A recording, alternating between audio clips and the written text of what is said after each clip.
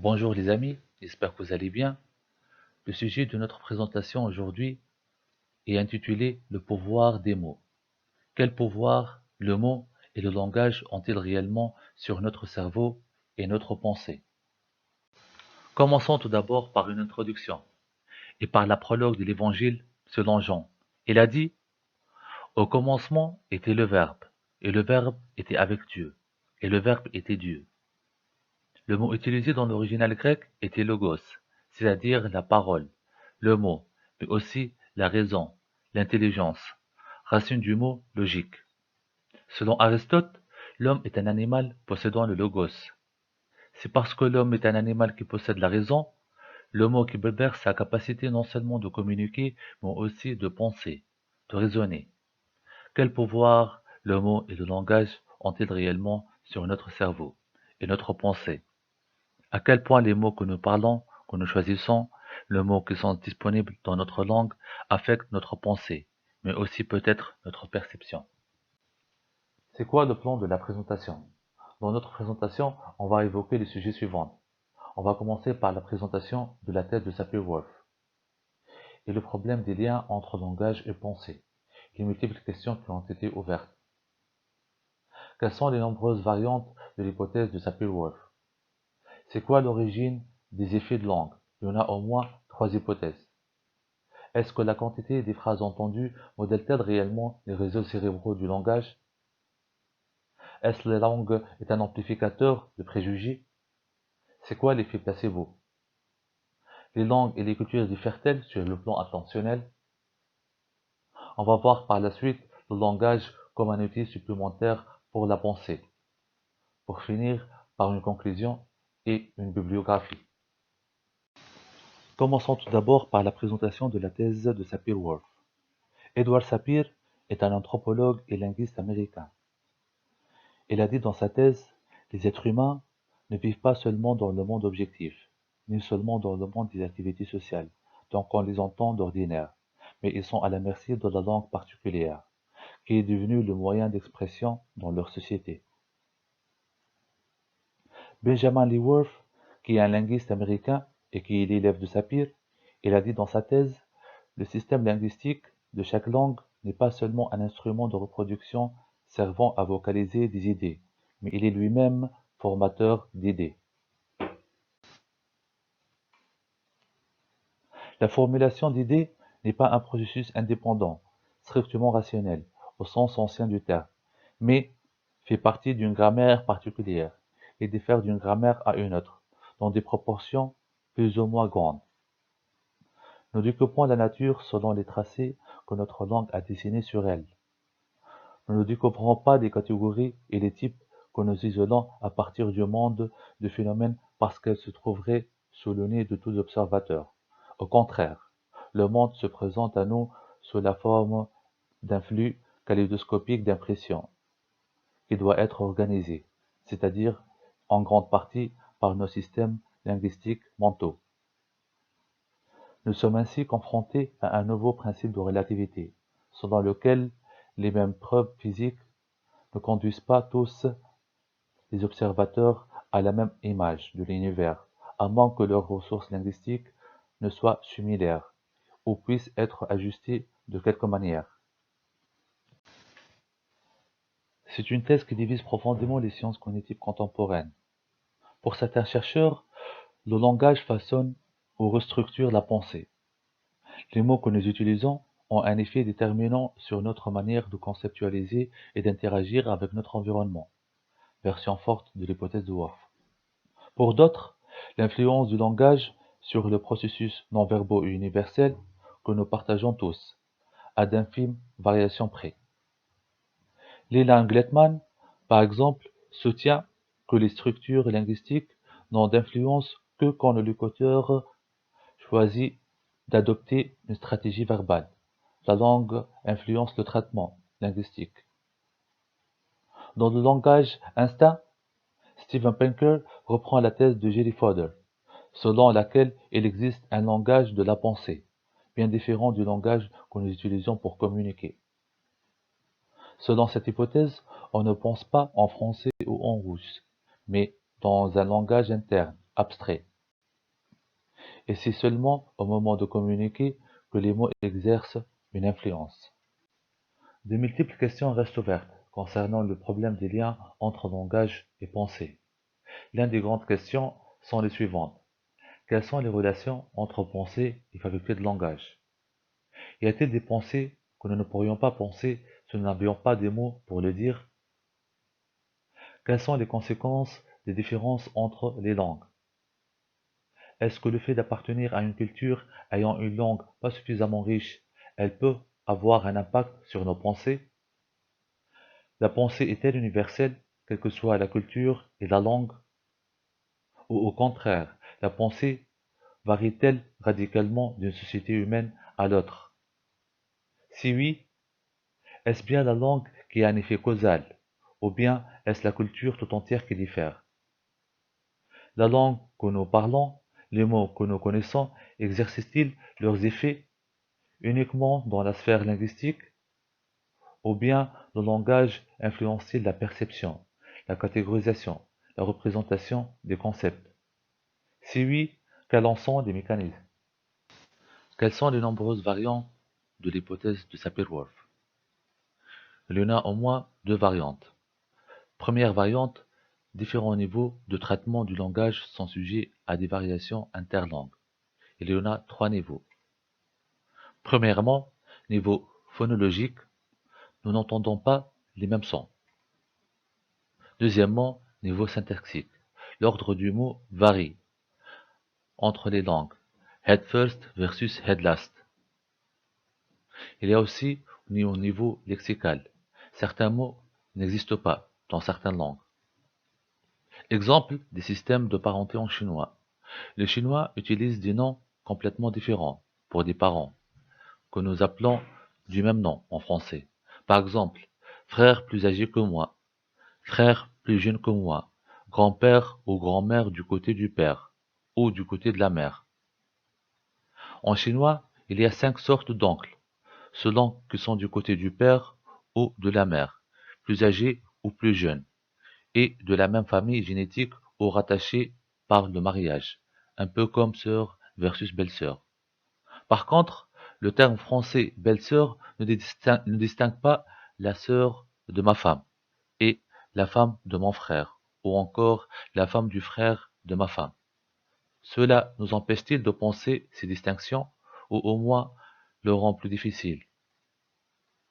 La langue attire l'attention sur un tel ou tel trait.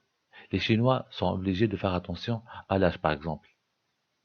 Donc, il y a des biais attentionnels qui doivent venir avant le vocabulaire de la langue en question, afin d'effectuer une telle ou telle distinction supplémentaire. Deuxièmement, déterminisme ou relativisme linguistique. Thèse forte de Worf, celle de Sapir. Les populations natives de l'Amérique pensent complètement différemment de nous. Nous sommes tous prisonniers de notre langue et de notre culture. Thèse faible, sciences cognitives contemporaines. Nous avons tous un socle de pensée commune, mais de petites variations existent à la marge, au niveau perceptuel et conceptuel. Quelle est l'origine des effets de langue? Il y en a au moins trois hypothèses. La première hypothèse, le langage intervient directement pour façonner nos présentations mentales. Effet de catégorisation conceptuelle, voire perceptive. Perception du bleu. Effet de l'apprentissage chez l'enfant. Apprentissage de la catégorie dinosaure, Waxman. Effet de mots, en retour sur le concept et les dimensions sémantiques auxquelles nous prêtons attention. Lupian. Deuxième hypothèse, le langage fournit un outil supplémentaire, un boîte à outils mental, plus ou moins efficace, dans notre boîte à outils mentale. Effet de disponibilité d'une représentation supplémentaire, un outil qui permet de représenter une pensée ou un objet, etc. C'est peut-être plus facile de représenter une couleur par un mot que par un dessin ou autre. Deuxièmement, effet de coût de calcul. Le langage offre un outil mental, dont la simplicité et l'efficacité varient selon les langues. Exemple du nombre. La disponibilité des mots facilite l'arithmétique mentale. Les noms du nombre en chinois sont plus courts et font apparaître plus clairement la base 10. La troisième et la dernière hypothèse, le langage fournit un moyen de transmission de connaissances, y compris des biais attentionnels ou culturels. Les phrases que nous entendons affectent nos pensées, par leur contenu, mais aussi par leur quantité, leur complexité. Effet dû à la distinction de concepts nouveaux, par exemple température versus chaleur. Effet de suggestion, par exemple la modulation de la douleur par la suggestion ou l'hypnose. Effet dû à l'orientation de l'attention, par son acte de parole. Le locuteur attire l'attention de l'auditeur. Selon les mots choisis, le locuteur oriente et attire l'attention de l'auditeur.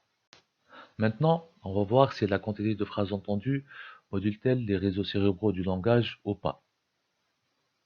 Les enfants de 3 ans présentent déjà de fortes variations dans la maîtrise de la langue maternelle, fortement corrélées par le niveau socio-économique. Chez 36 enfants entre 4 et 6 ans, Romeo et Al montrent que cette relation provient du nombre d'interactions linguistiques, c'est ce qu'on appelle conversational terms, plus que du nombre de mots entendus. Cette variation corrèle avec l'activation de l'aire de Broca, part triangulaire, pendant le coup de phrase, par rapport au langage à l'envers. Comme conclusion, pour les enfants, il ne suffit pas de regarder la télé ou écouter une conversation entre deux adultes pour maîtriser la langue et développer leurs pensées, mais il faut aussi des échanges entre un adulte et un enfant. La langue est-elle un amplificateur de préjugés? L'utilisation d'un vocabulaire dit générique, les noirs, les femmes, induit aussi bien les enfants que les adultes à adopter des réponses essentialistes, qui accordent des propriétés génériques à tous les membres d'une même catégorie. L'idée de ce concept, qui est la catégorisation, c'est le fait de créer un vocabulaire générique, permet de créer un regroupement totalement arbitraire et artificiel. Comme a dit Albert Camus, mal nommer un objet, c'est ajouter au malheur de ce monde. Mal nommer, c'est ajouter de la catégorisation, qui n'ont pas lieu d'être, et les propager. Ça crée des biais culturels arbitraires. On le voit même chez les enfants. C'est quoi l'effet placebo? Le placebo peut être réellement utile aux patients. Aujourd'hui, le placebo est utilisé pour 3 raisons. En complément d'un médicament, pour amplifier son effet, pour réduire sensiblement les doses du traitement, comme opioïdes et corticoïdes, et leurs effets secondaires, y compris en ouvert, open label placebo. On dit la vérité aux patients, en leur expliquant qu'ils vont prendre, en toute connaissance de cause, une substance inactive. L'effet placebo permet de faire une distinction entre une douleur et une douleur consciente. Conclusion concernant l'effet placebo. La suggestion verbale modifie la conscience de la douleur. L'effet placebo n'est pas seulement dû au langage, mais à l'ensemble du contexte. Chez les petits enfants, la distraction de l'attention est particulièrement efficace. Transmettre des connaissances est la fonction normale du langage. La confiance que nous accordons aux autres peut même s'interpréter d'un point de vue bayésien, comme d'autres biais sociaux. Dès la naissance, nous faisons confiance à ce que disent les autres pour 3 raisons. Parce que l'on sait souvent plus que moi, réputation, parce qu'il y a une certaine probabilité que ce soit moi qui me trompe, pour préserver ma réputation et mon intégration au sein du groupe. Est-ce que l'effet placebo s'agit-il d'un effet orphien? Pas vraiment. L'effet placebo et l'effet d'orientation de l'attention sont des effets universels sur un système universel. Ils surviennent à un haut niveau de traitement cognitif, conscient, sensible à l'attention et à la distraction. Les aires sensorielles de bas niveau ne sont pas affectées, et c'est donc une erreur de penser que la douleur est un phénomène perceptif de bas niveau. Nous verrons qu'il y en a fait très peu de modulation sensorielle. encore moins spécifiques à une langue donnée. La plupart des calculs sensoriels de bas niveau sont cognitivement impénétrables. Les langues et les cultures diffèrent-elles sur le plan attentionnel? La réponse est oui. Et il y a trois plans attentionnels qui diffèrent entre les langues. Premièrement, attention au contexte. Lorsqu'ils décrivent une vidéo sous-marine, les Américains ont tendance à commencer par le plus gros poisson, tandis que les Japonais commencent par le contexte de la scène. Cela se traduit par les différences objectives des mouvements oculaires. En examinant une photo d'objet sur un fond, le regard des Américains concentre sur l'objet, alors que celui du Chinois passe la moitié du temps à explorer le fond. Deuxièmement, attention aux relations. Les Asiatiques feraient plus attention aux relations entre les concepts. Exemple, association de mots, vache, poulet ou herbe. Les Asiatiques choisissent plutôt le second, lien thématique, tandis que les Américains se focalisent sur le premier, lien taxonomique, fondé sur l'appartenance à la même catégorie, animaux de ferme. Et troisièmement, attention aux contradictions. Le raisonnement des Occidents, plus rigide, insisterait sur les tierces exclus, A ou non A, mais pas les deux. Exemple, la consommation de pétrole indique que les problèmes environnementaux ne font qu'augmenter. Et dans 24 régions différentes du globe, les températures ont baissé dans les 5 dernières années.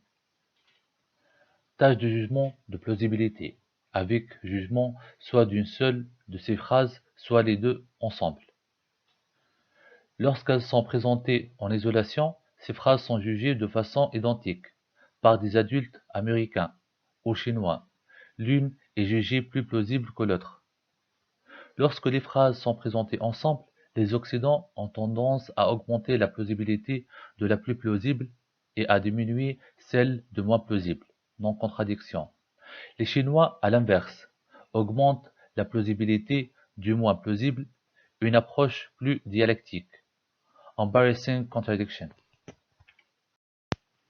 Conclusion. Le langage communique des informations qui biaisent nos pensées. Il existe de grandes variations interindividuelles d'exposition au langage, notamment de vocabulaire. Or, la langue que nous parlons nous permet de transmettre les informations. C'est sa fonction première.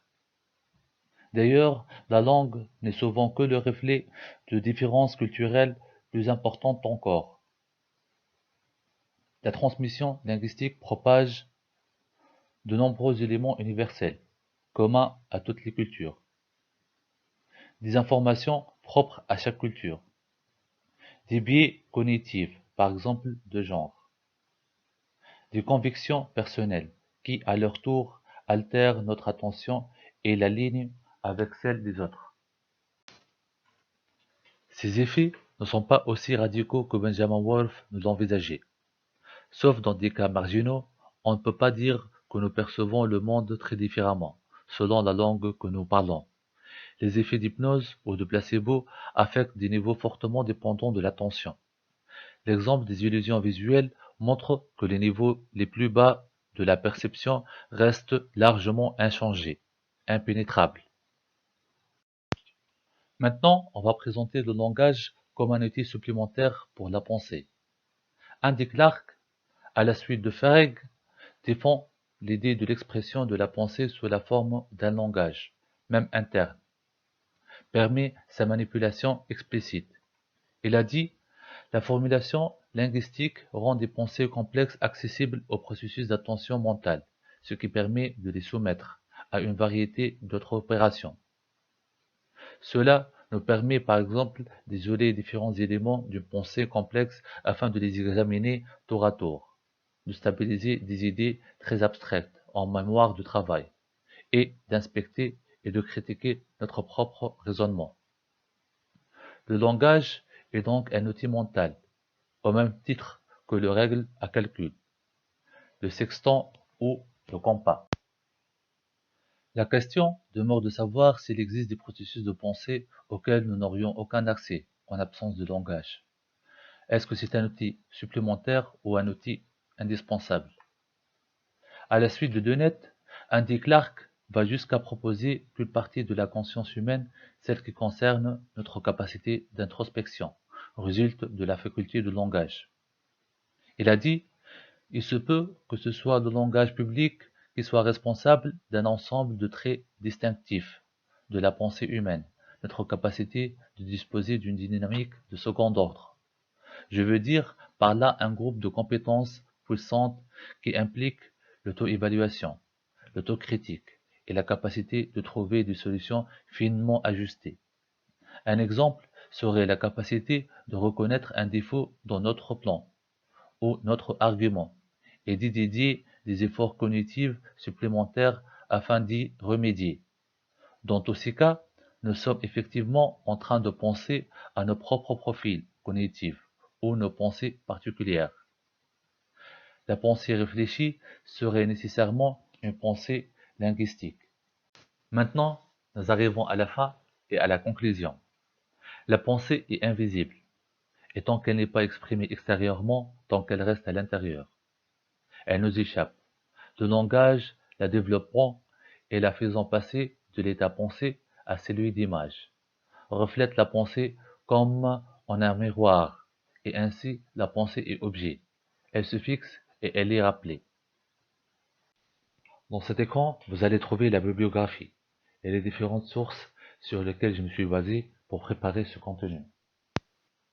On voit bien l'importance du langage, qui est un outil qui va nous permettre non seulement de communiquer avec les autres, mais aussi de communiquer avec nous-mêmes, en utilisant notre langage intérieur.